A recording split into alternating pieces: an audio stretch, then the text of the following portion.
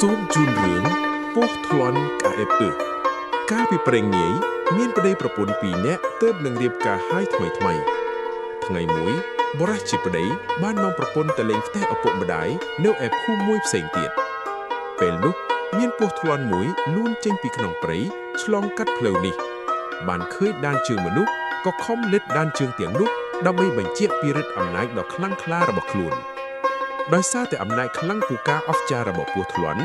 ទាំងពីរញាតិប្តីប្រពន្ធនោះក៏ស្លាប់បន្ទាប់ពីបានទៅដល់ផ្ទះឪពុកម្ដាយរបស់ពួកគេឪពុកម្ដាយព្រមទាំងបងប្អូនញាតិសន្តានទាំងអស់អង្គុយយំសោកសង្រេងអាឡោះអាល័យគ្រប់គ្នាហើយក៏នាំគ្នាធ្វើបុណ្យសពឲ្យពួកគេតាមទំនៀមទម្លាប់ប្រពៃណីដើម្បីបញ្ជាក់ពីភាពអស្ចារ្យនិងឫទ្ធិអំណាចនៃពឹសរបស់ខ្លួនពស់ធ្លន់ក៏សួរធ្វើពើទៅសត្វក្អែកថាបងក្អែកខ្ញុំឮសូរមាត់មនុស្សអីក៏អ៊ូអរខ្លាំងម្ល៉េះនៅក្នុងភូមិនេះក្អែកឆ្លើយថាពួកគេកំពុងតែសើចសប្បាយទេតើព្រោះគេធ្លាប់ដឹងថាពឹសបងធ្លន់ឯនេះពូកែខ្លាំងណាស់គ្រាន់តែលិតដានជើងរបស់គេក៏ស្លាប់បានដែរតែឥឡូវបែរជាមិនស្លាប់ទៅវិញ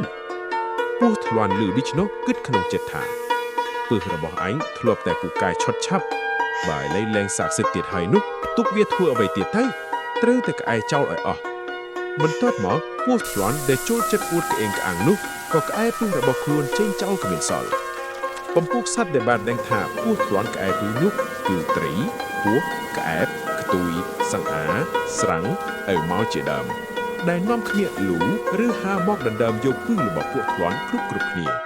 ខ្លះបានច្រើនខ្លះបានតិចខ្លះទៀតក៏មិនបានដោយមកមិនតាន់គេពស់ដែលបានពឹសពស់ធ្លន់ច្រើនជាងគេគឺពស់ប្រលិតពស់ចន្ទត្រមុំពស់ដីពស់ប្រេងពស់ត្រីពស់ព្រៃពស់ខ្សែគោពស់កុកនិងពស់សម្លាប់កង្កែបអំពួកពស់ទាំងនេះយកពឹសពស់ធ្លន់បានច្រើនជាងគេហេតុនេះហើយបានជាពួកវាឥឡូវនេះចឹកមនុស្សមិនស្លាប់ហើយគ្មានការឈឺចាប់អ្វីតល់តែសោះត្រឡប់ជាគ្មានពឹសទៅវិញព្រោះពឹសពស់ធ្លន់នេះបើប្រាយច្រើនពេកពំពួកពស់ដែលយកពឹសពស់ធ្លន់បានទឹកល្មមនោះគឺពស់វែកដំបូកពស់វែករនាមពស់វែកស្រងាពស់វែកក្របីជាដើម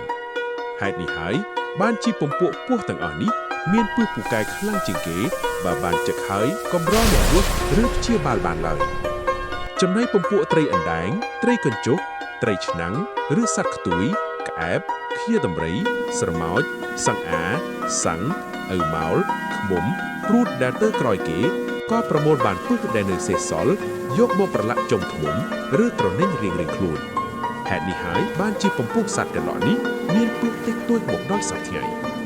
រីឯត្រីក្រមុំនិងត្រីពមមកមិនទាន់គេខឹងខ្លាំងណាស់ព្រោះដណ្ដើមពឹសមិនបានក៏ហាមាត់ស្រែកយំទាល់តែហៅមុខស្ពុល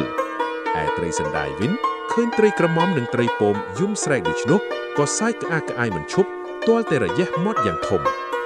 ហេតុនេះហើយបានជាត្រីក្រមុំនិងត្រីពមមានមុខស្ពុលដូច្នោះឯត្រីសណ្ដាយវិញមានរវះមាត់វែងច្រវាបរហូតមកដល់បច្ចុប្បន្ននេះចំណែកពស់ធ្លន់ក៏លែងមានឫទ្ធិអំណាចតទៅទៀតដែរព្រោះវាបានចាញ់ឧបាយកលរបស់សត្វក្អែក